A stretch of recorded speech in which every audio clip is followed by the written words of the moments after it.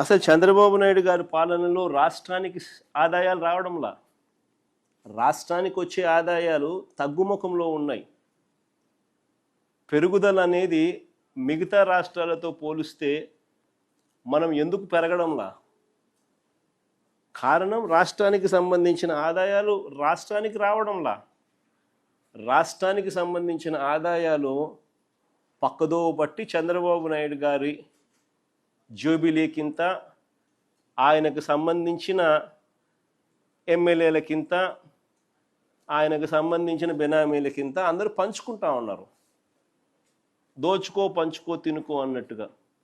రాష్ట్రానికి సంబంధించిన ఆదాయాలు ఇసుక తీసుకున్నా, మట్టి తీసుకున్నా, సిలికా తీసుకున్నా, లాటరైట్ తీసుకున్నా, గ్రనైట్ తీసుకున్నా, లిక్కర్ మాఫియా ద్వారా లిక్కర్ ఆదాయం తీసుకున్నా, లేదా ప్రభుత్వ భూములు ఎడాపెడా నచ్చిన వారికి నచ్చిన రేటుకు ఎడాపెడా అమ్మే పరిస్థితి తీసుకున్నా, ఇలా వనరులన్నింటినీ కూడా దోచేస్తూ ఉన్నారు. కాబట్టి రాష్ట్రానికి సంబంధించిన ఆదాయాలు రాష్ట్రానికి రావడంలా.